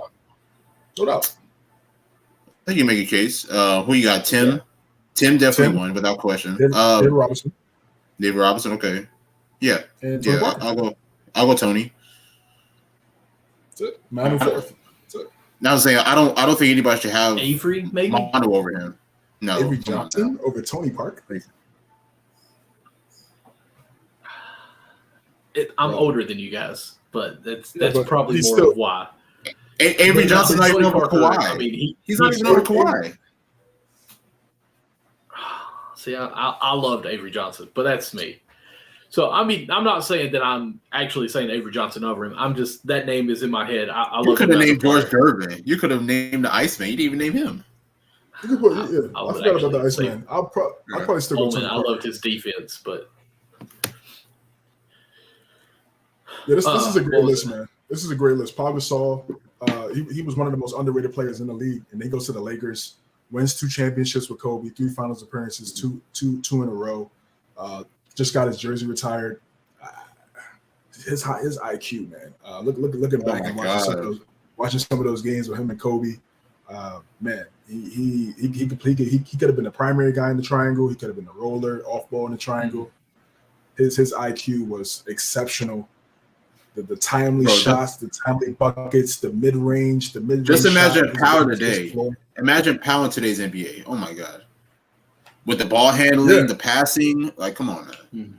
Yeah, it's like Sabonis. Yeah, Sabonis, Jokic, right in that realm, right in that family. That's kind of what he was doing back then, in the early 2000s. What he did with the Grizzlies, and then ultimately, like I said, going to the Lakers. Dirk, drafted in '98, won the MVP, was a scoring machine. The question was, could he ever win a championship? Right, that was a big question. Lost to Wade in the finals in 2006, like Nick talked about. That was their shot. I believe they were up 2-1 in that series. And a lot of people 2-0. 2-0, okay. And a lot of people talked about that series being questionable because of the fouls and things like that. But they didn't win. Avery Johnson was the head coach of the Mavericks. Ironically enough, Avery Johnson getting love on the pod. There we go. But then Dirk, it was murky. They traded Nash, ended up being the worst decision they ever did. Second worst is trading Jalen Brunson. We'll get rid not re-signing Jalen Brunson. Just saying. Got to throw a little shot at Cuban. And Dirk, 2010, 2011. I mean, the run he went on, they beat the Lakers, who went back-to-back. You beat a young OKC team who was on the rise with KD and Russ and James Harden. And then you go to the finals, and everybody thought they were going to lose. There's this an easy win for LeBron, Wade, and Bosh. This was the start of everything. This was the start of the not one, not two. The ring talk. and Dirk just shut that all off. He really did. That playoff run he had is probably one of the most dominant playoff runs I've seen from a player in my lifetime. No doubt about it. No doubt about it. Just the one-legged faders going to the basket. His ability to knock down free throws. He was a high 80, 90% free throw shooter at his size. Exceptional. Top 10 scorer of all time. Exceptional. Really the founding father of the stretch four. Mm-hmm. Really, I mean, we think about when you first think about stretch four, that's the first person I think about is Dirk. So he's a legend. He's a legend. And then Dirk paved the way for a lot of these bigs today. With the perimeter scoring and stuff. No doubt. Easily top five international player of all time. And Dwayne Wade, Marquette, because you're to the Heat, and just the defense. I believe he has the most shot block. I believe he has the most shot blocks as a guard in NBA history. His versatility on defense, that pump fake, he always caught everybody on the up and under, and always got the foul and initiated contact to get to the line. The 41-point game that he had against Indiana in that second year with LeBron when they were trying to get their first title, when they were down in the series. I think about those moments. I think about the three he had against Golden State, against KD and the guys at his last year in 2019 for the game winner. The shot against the Bulls, where when he made the shot and ran up on the scores table and said, "This is my house." Iconic. Dunking on Virgil, dunking on Kendrick Perkins, the steal and running on the baseline, putting it between the guy's legs, getting back in bounds and getting the and one. Special Flash, one of the greatest players I've ever seen. This is a premium class right here, man. And I forgot Pop. I mean, it speaks for itself. Pop, 3-time Coach of the Year, 5-time champion. The amount of international players he brought to his team that just brought so many different eyes and to the game from a global standpoint. The defense, the playmaking. When I think about supreme ball movement, I always think about those Spurs teams, the way they move the rock. Giving up, passing up on good shots for great shots. The defense. Yeah, Pop's one of the greatest. So yeah, this is a great class. This is a great class, man, and very deserving for all those guys at the top. And one thing about Pop that I think doesn't get noticed a lot or mentioned a lot is his class. We're saying class quite a bit, but who was it? DeRozan, I think it was the other night playing against the Bulls, hit his whatever thousandth point, and Pop called timeout to congratulate him in San Antonio. Some coaches don't even do stuff like that, but Greg Pop, gave him his recognition on that, even though he kept his stone cold face. DeRozan came over and gave him like a somewhat of a hug. Pop never smiled or anything, a little tap or whatever, get back to your side. But, the respect was there. And even having Hammond on the team as a coach, he took a lot of leaps for the league, I think, too, as far as a cultural part for the league as well, and done some different things that other than just X's and O's and coaching. You even mentioned bringing in overseas, a lot of people like that he was able to coach and do all things like that. He was very versatile as far as what he had brought to the NBA, and very thankful for what all he's done for that. And I think some of those things get overlooked by him. A lot of times we just think of Coach Pop as a great coach, and we leave it at that. So I'm glad he's in the Hall of Fame, obviously. One of the, I would say, forefathers of what the NBA is today, of what all he's brought in the past 2 decades, maybe even 3 decades, really. But speaking of just the NBA in a whole and what all he's done, as many coaches that he's fed throughout as well. You've had Tim Duncan coach as, a couple of years ago for a while. Let's talk about what's been going on around the NBA as well, or around the league. We've got some games going on, or some, I guess, more of the standings, 1 through 8, who's in the playing games, the 9-10 spots as well. Let's start with the East, if you guys don't care. Nick, let's ask. Well, oops, let me bring that back off here. I'm trying to share my other screen here. Nick, who we think's going to make the play-in right now, or win of the play-in games? Let's see here. About got the East pulled up here. Yeah, so I can name off what the Eastern play-in looks like. So it's Miami 7, Atlanta 8, Toronto, who's already clinched a playing spot, they're at 9, and then you got Chicago at 10, 38 and 40. So, in my opinion, this is pretty much what it's going to look like. The seeding might change here and there, but I think this is what it's going to look like. The Miami Heat, with their playoff experience, getting to the finals 3 years ago, being Eastern Conference bound a season ago, they definitely have a really, really high chance. How do they do it? Is it 7-8, then 9-10? I always forget. In the first game. 7 plays 8. The winner goes to play the number 2 team, and then the 8 and 9 plays the loser of the 7-8 for the number 2 seed, I think, or against the number 1 seed. All right, yeah, I always forget. So we would get a matchup with the Atlanta Hawks in the Miami Heat. Well, for somehow, some way, the Heat always know how to defend Trae Young, how to really get him out of his comfort zone, and really force him to be more passive, and not even more so be more passive, forcing him to turnovers and such and such. So the Heat, they already pretty much have a game plan of how to really slow down Trae Young. So if Atlanta has a chance of winning, it's going to be up to the other guys. DeJounte Murray's going to have to step up significantly. Guys like DeAndre Hunter, Bogdanovich, Capella, Onyeka Okongwu, they're going to have to really pick up the load. And, the Hawks are capable of it. I think they have a really good supporting cast. It's just all about utilizing them. Even in the game that I watched, even with the game that I went to last week when they played the Pacers, it was really the supporting cast who really, led the way. AJ Griffin came in and set the tone nicely. A guy like Garrett Matthews, who may have not even saw the floor probably the previous 3 or 4 games. He came in and knocked down a few 3-pointers.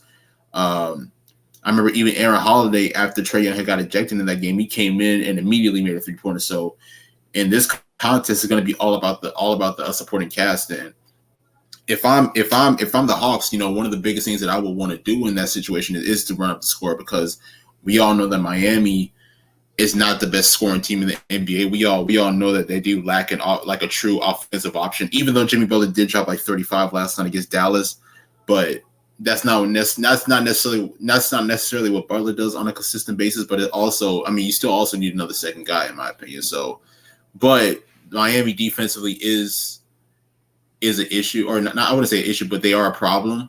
So, if I have to choose one or the other to possibly get out of the play-in and obviously make the playoffs in this round, I would definitely go Miami, and then it would lead to Toronto and Chicago. Pascal Siakam has had a really, really great year. A lot of people believe that he should have been an All-Star. Same thing for Fred VanVleet. Fred VanVleet's been a phenomenal player. In my opinion, I wanted Brooklyn to trade for Fred VanVleet, during the trade deadline, but that's neither here nor there. They have that experience. They were NBA champions just 4 years ago, so they already know what it takes. They're very well coached by Nick Nurse.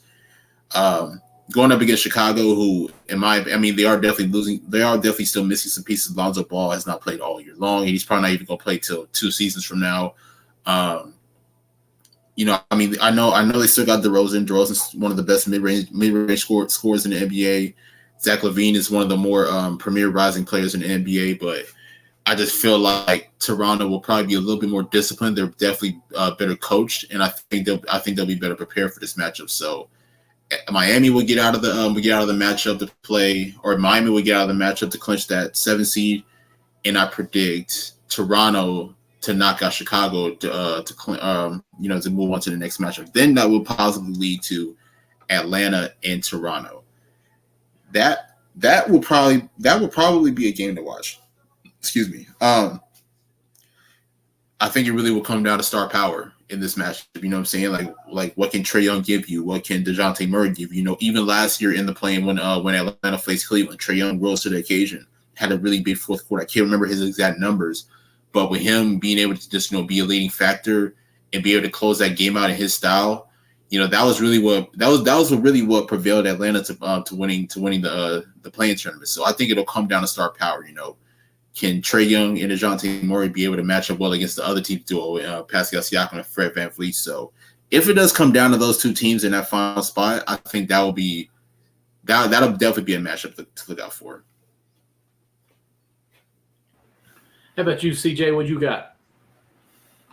Yeah, I'm right there. I'm right there with Nick and with that take. I think Miami beats Atlanta.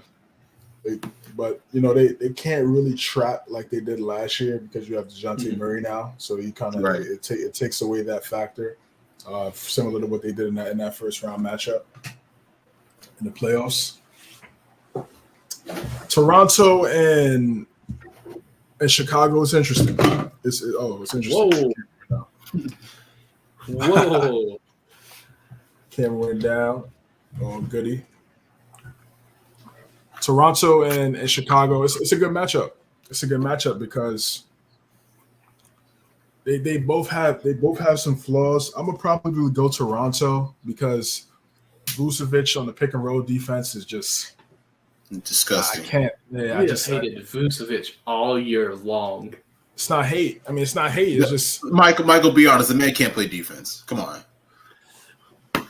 I agree. He's talented. He can score. He can space the floor. In Orlando, he had a nice post up, face up game. Obviously, now with the DeRozan and Levine being in the mid range, he can't do that as much. So he has to settle and be a stretch five. But yeah, just the defense, bro. I can't. If he was the power forward and they had a rim protector, different discussion. But that's not. They have him playing the five. I can't trust him to change the game on that end of the floor. So that's why they're at where they're at right now. It's one of the reasons.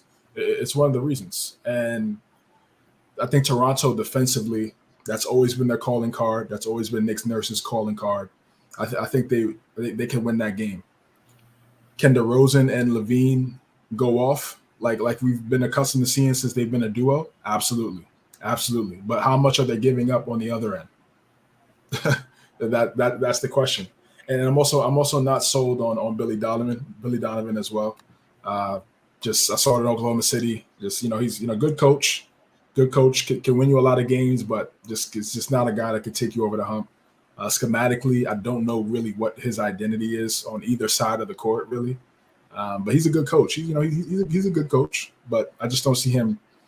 He's just not elite. He's not elite. So I would favor Nick Nurse in that category as well. So I'm gonna go Toronto there, and then it would be between the Hawks and the Raptors.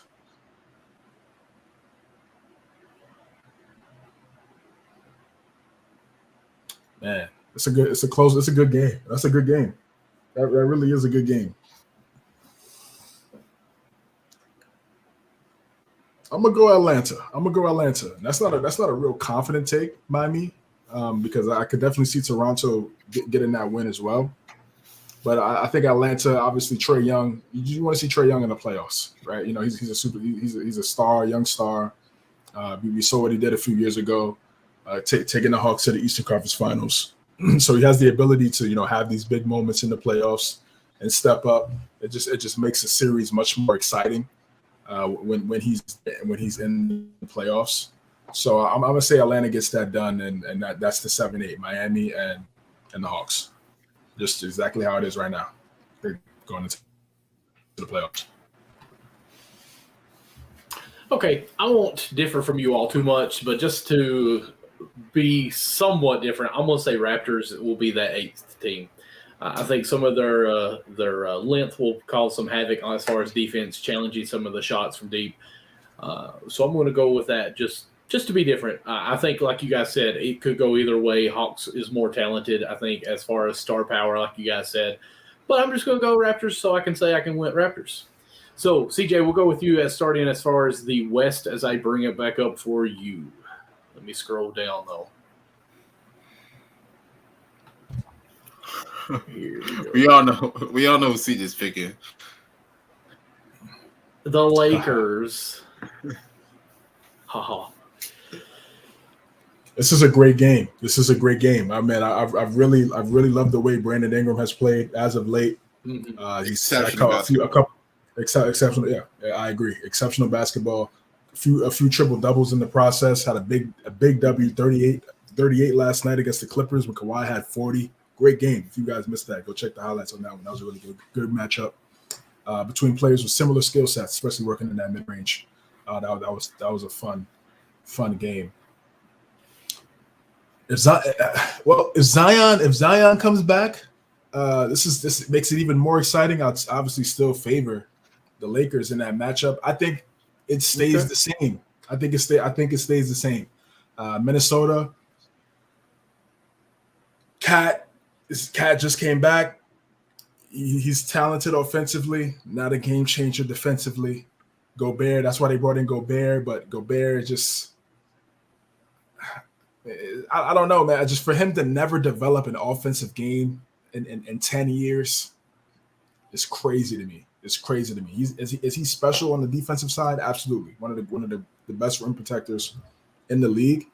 But for him to have zero offensive game in a decade and being the second option on a Jazz team where you could have had as many shot attempts as possible, which is a rare thing that we see a center being a second or first option. It's only Jokic and Embiid are really the only two centers that are first options on a team. So he had that opportunity with Donovan Mitchell to kind of change, really be a dynamic two-way center, and that just wasn't the case for him. So it's just weird. It's weird. And I feel like Ant is the number one, and he's eventually gonna. If he's not the number one now, eventually he will be. That's just how I think. That's just how it'll formulate over time. Jaden McDaniels has had a phenomenal season. He'll probably be all defensive. I'll probably make an all defensive team, but their inconsistencies defensively, I don't trust. Oklahoma City, same thing. They don't have a rim protector. They're just too small right now. They're too small. J-Dub, J-Will, been really impressed by both of those guys in their rookie season. We talked about SGA all season and the year he's had. Would like to see Giddey, expand and expand his range and become more of a three-point shooter and space the floor. That's going to come with time. I believe he's 20, 21 years old. So he still has a lot of time to work on his game. He has the other aspects in terms of the playmaking and the rebounding and the float game, getting to the basket. It's just the floor spacing and knocking down that shot. If he wants to take his game to the next level and truly be a 2 or 3 third option, he has to space the floor, regardless of how it goes. If he's a third option, he has to space the floor. Even if he's a second option, he has to space the floor. So that's that next step. I think that I want to see from Giddey. But so I don't think Minnesota or Oklahoma City make the playoffs, and I think the Pelicans and the Lakers keep that 7-8 spot going into the playoffs, and that just makes it, that makes it exciting, man. Exciting. We got Lakers Kings in the first round, and then New Orleans versus Denver in the first round. What? Here for it all, especially if Zion comes back. If it happens like that, if it happens this way, and Zion comes back and that's the 1-8 matchup, I'm not gonna make a pick right now. But it's interesting. I'll just put it that way. So, in case I didn't hear it, that means that you had the Lakers winning the matchup between the Pelicans, though, right? Yes. Yeah, I got the Lakers getting the 7 seed. Lakers get that 7 seed, and the Pelicans get the 8 seed. Yep. All right, Nikolai. How about you?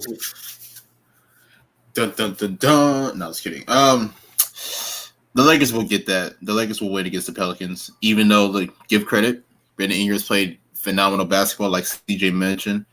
But with the Lakers fully healthy and with them fully running, you can't stop LeBron, can't stop AD, can't stop the rest of that supporting cast. I think I have the Lakers pretty easily in that matchup. 9-10, Minnesota and OKC. That's actually a really good matchup, but I will say, in Ant-Man, I trust. I think Anthony Edwards. We seen it last year in the playoffs against Memphis. He rises to that occasion. He's already shown in his young career to have really pretty good playoff moments. I don't expect anything less. Plus, Karl-Anthony Towns is back. Rudy Gobert is healthy. The acquisition of Mike Conley, in my opinion, has been pretty good following from the trade deadline. So I think Minnesota will win this matchup. It hurts me honestly because I really love what OKC has done this year, but come back next season rejuvenated, healthy. Chet Holmgren will be back. We'll see what kind of run they're going next season. Then we go to the last matchup between the Pelicans and the Timberwolves. Ooh, man, this one might be closer than what people may think, man. I love that matchup, Brandon Ingram and Anthony Edwards. I love that matchup a lot. Both aren't necessarily, I wouldn't say they're the same prototype, but they both are capable of getting a bucket, in different ways. man, who do I want in that matchup? That's a tough one. That really is a tough one. I'm gonna go Minnesota. I know that might not be the popular answer, but I don't know. It's like, I think missing. I mean, look, I know that the Pelicans did get past the plan last year without Zion, but I'm not too confident that it can happen this year. Now it can, but I'm not too high on it this year. So I'll probably have to go Minnesota in that last matchup to get the last seed, the 8 seed.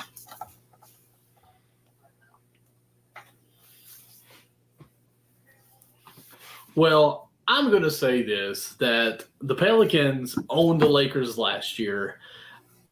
They haven't had Zion most of the year this year. When we've seen Zion, he's been very dominant with that left hand. Michael, you got to realize, why you mentioned this is a new Lakers, man. Hey, did I interrupt you any during your time? Didn't go ahead, so. Man. Thank you very much.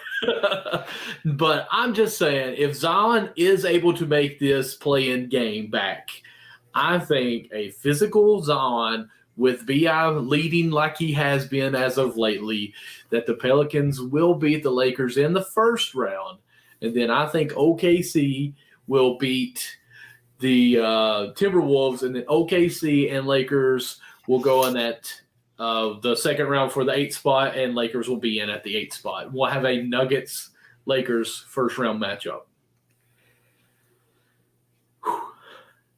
Got the Lakers in that one. Poor Nuggets. Nobody believes in Denver. No, bro. Oh, man. They have no one on that team. They have no one on that team that could guard LeBron or Anthony Davis. It's just facts, bro. They're gonna be living. It's just facts. They're gonna be living in the paint, dog. They're gonna be living in the paint. But I'll say this too: in it's sweet down argument there. For the Nuggets, I also think the Nuggets are so, I don't know, well-oiled machine, as they say, that their offense are going to be unstoppable too. Like, I mean, Joker in the paint, like, I mean, if you double down, they're going to kick it out. Like, personally, I mean, I know AD is big enough to bounce with him, but at the same time, I do think Jokic will win that battle as far as physicality. AD is a little thin, maybe not so much the height-wise, but is thin. And so he loses the physical battle some. Now, the athletic battle, obviously, AD got. So if they do try to help and minimize the back to the goal big play, they run their offense, they kick out. LeBron's not going to be able to be playing help defense, run out to try to cover someone shooting a three. So I think there's going to be weak spots big time in the Lakers defense as well, though. So what I'm just saying this, I think the scores are going to be pretty high in the Laker-Nuggets matchups. The scores could be high. I mean, listen, this is how you play Jokic, bro. Honestly, you kind of just let him score and don't let him be a playmaker. Let him get shots. Stay home on the shooters. Let him work. Let him be that scoring type. If he's getting 30 and 3 assists, that's a great game. I mean, honestly, I would rather let AD go one-on-one with him and let him work for twos than give up and have wide open threes for everyone else. Well, against Jokic? Whoever's guarding Aaron Gordon should be shading over and helping AD on that, because he's out of that starting 5, he's probably the worst shooter that they have for Denver. So if Gordon is on that week, but Gordon does a great job of not just standing in the corner. He moves around, getting out of the way. He could be in the dunker spot on the other side. So again, this is not. I'm not saying these aren't in 5, in 4. So I know it sounds like because I'm so confident in my pick. I would say in 5. I'll be real. I would go 6. I would say 6. Jokic and Murray should be good enough to at least get 2 wins, right? I think so. Maybe you don't think so. I mean, I'll say this: they're number one for a reason. Yeah, so I mean, their offense is so well played together. Now, Jokic definitely can't play defense. We know that his lack of movement there hinders him greatly. But at the That same pain is time, sweet, baby. It's sweet. but in a league though, twos are Really not stop. nearly much as valuable as threes now. So that's my only thing. Like, really, Say in that, today's game, say that again. twos are not nearly as valuable as threes in today's era. So I mean, technically, Remember I told you that some months ago? I'm trying to convert. I am trying my best. I have seen the light, and the NBA is nothing but threes. I don't like it, but that's what it is. Twos, So I mean, twos is not more valuable than threes, but the twos can create the threes. No, definitely. I agree. Especially the mid-range. I agree. No, definitely So got to give when- respect to the mid-range. So when you mid range and then of course layups and stuff. When you that's the right way to create the three, right? And we all know this. It's to sink the defense and then create the open. That's the right way, as opposed to just passing the ball at the 3-point line for 24 seconds. Here, you take it. Here, you take it. Oh, screen. Here's the screen. Oh, just to pass it right back to the corner. Nobody cuts. Nobody rolls. Oh my God. or just throw the ball in bounds and someone dribble down and shoot the three. I can't stand that. Yeah, exactly. Someone walk up and pull up a three. That's a bad shot. So again, they're gonna make Jokic work on defense. Curry. But Too. they're deep. Their offense. They're special shooters though. They're generational type shooters. You know, No, that's everybody can't shoot like that. Like Caitlin Clark and Stephen Curry. They're in Damian Lillard. You know, those Shout out to LSU, by the way. Shout out to the Tigers, man. Shout out to LSU, yeah, national champion. Shout out to them. Absolutely, Angel Reese Diggs, phenomenal job. Both of them going to the WNBA. Yeah, definitely. But yeah, like that's the thing, man. Is LeBron AD screen action? What do you do? What do you do? Who do you double? You don't. Who do you double? And if you shade for a second, LeBron is throwing that to the weak side. That's D'Lo and that's D'Lo. Only and again, like I said with Aaron Gordon, you shade over whoever's guarding Vanderbilt. You have to shade over and make Vanderbilt be that guy. But Vanderbilt, like Aaron Gordon, doesn't just stand in the corner. He moves around. He'll be in that dunker spot on the other side. Like it's a great series, but if we're ranking the players, you know the top three. That's it, man. All right. So let me ask you this. For the Nuggets, who do you think should be their primary defender as far as guarding Anthony Davis? Aaron Gordon or Jokic? Here's the thing, though. Yeah, go ahead. Like, one's got to guard Anthony Davis, but then someone's got to guard LeBron too. I'm sure that'll be Michael Porter Jr., which he's probably I was going gonna to say, too. I'm not going to lie to you. Sorry. This is what it is right here, man. If AD, and we said this too, if AD is locked in, like we've seen him play in the last, I want to say month or so. In a jersey. If he's in a jersey. Oh my God, the Warriors just. But lost. not just if he's in a jersey, because we've seen him in a jersey and coast and fade. True. So, he just needs to stay aggressive, man. That's it. Just stay aggressive. If you get the basketball, go to work. Go to work. Just go to work, bro. You're too talented to fade in games, to coast in games. You shouldn't be fading in the first and second quarter, third quarter. Then halftime, you're like, oh, yo, I only got 6 points. I might need to step it up. Start early, and then make it happen. That's the thing with AD. When I'm watching these Laker games, he'll get the basketball, and I'm like, bro, attack. If he attacks Jokic, establish yourself in the paint.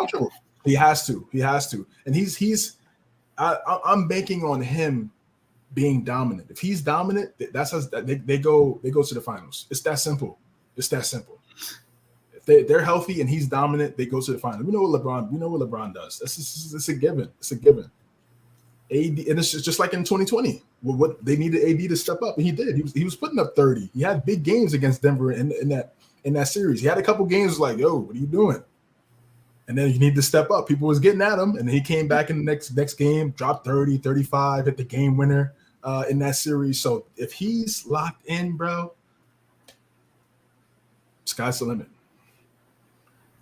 It's so crazy how like CJ got me really being a Lakers believer right now. Oh my gosh. Now look, here's the thing. I'm not saying that they're gonna make the finals. I'm not banking on it, but the chances are good. The chances are good. If I was good at like clip art, I would have like one of those bandwagons and put a Laker logo on it and have CJ and Nick rolling off into the sunset with that. But I mean, it's like I said earlier, though. It's like if the Lakers had this roster at the beginning of the year, they would easily be at least top 3, 4, or 5 in the West, in my opinion. Well, I mean, they're only 2 spots away from it. So I mean, as far as the 4, I think they're up. So I mean, this is a good roster. I'm not gonna lie. This team's playing well. So, but I just don't think this team makes it to the finals. I will stick to that. And if I'm wrong, I'm wrong. I mean, outside of health, make the case. That's what I'm saying, because I mean, like we've seen on many occasions, LeBron has won championships with teams like this. Shooters, pretty good, like defenders, rim protectors. We've seen him win championships with these type of rosters. Well, this is a good roster. I mean, yeah.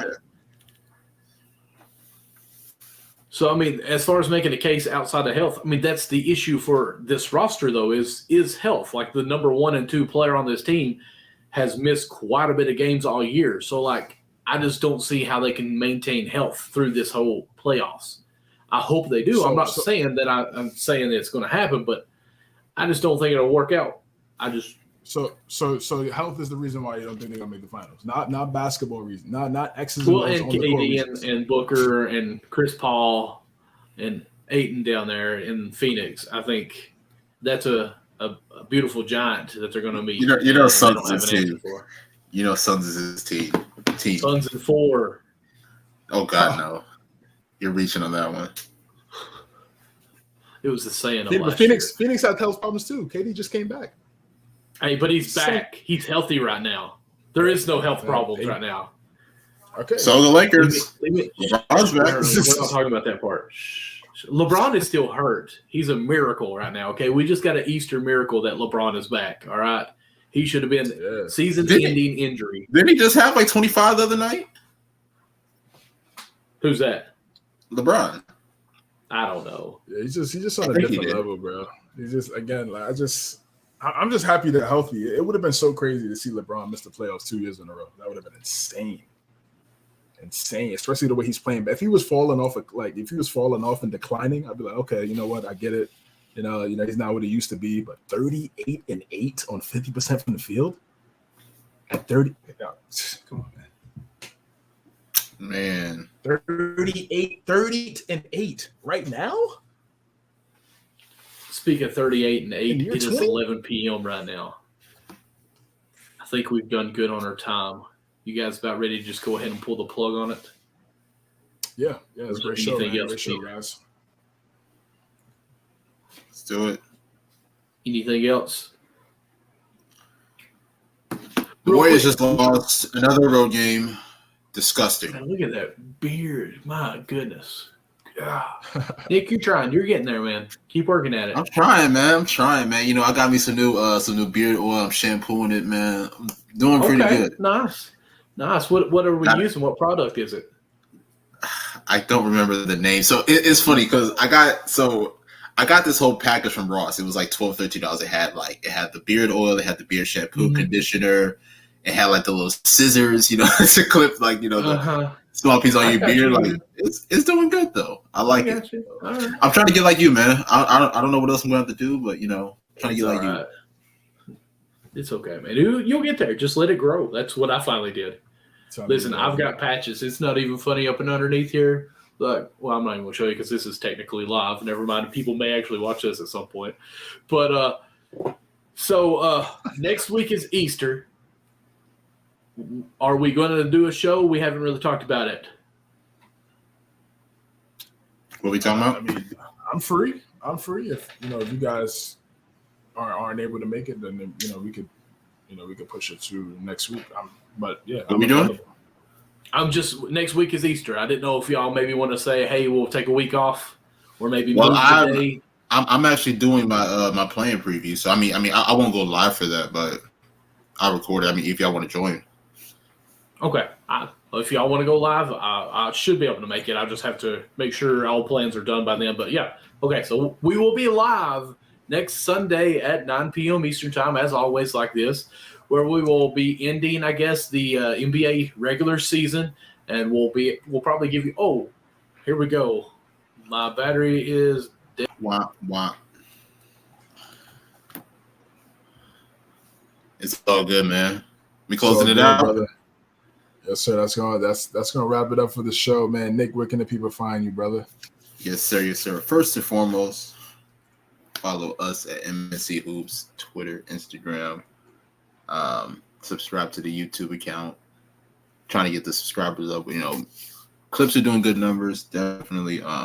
Be sure to leave 5-star reviews. I think that we are deserving of that. Follow me on Twitter and Instagram at NickAndreTR. That's about it. Michael, where can the people find you, good brother? Okay, I think Michael's still having some technical difficulties. All good. MNC, he's probably gonna say MNC Hoops YouTube channel, IG, TikTok. Hit us up on there. And the same thing for me. You can find me on Twitter at cjames9_ Linktree /cjames. MNC Hoops, man, doing some really big things, dropping some really good content every single week. Look out for us, man. Look out for us. If you're on YouTube, hit that subscribe button, hit that like button as well for the next time we go live. Can you hear me now? Yeah. Yes, sir. Okay, at least I'm here. I don't care if you follow me. Just make sure you go to Linktree and go to the MNC Hoops and follow everything on that platform, because you go follow that and I'll get popular that way. That's all that matters to me. Don't forget, be on the lookout for our links or our tweets and posts about our giveaway, the subscribe to our YouTube channel. And when we get to 100, we will do that random draw of giving someone their cup that they like. So with that being, there we go. I was going to show mine, but that's not. Cups are coming soon. Cups are coming soon, baby. Absolutely. As orders are in, we can get those for you.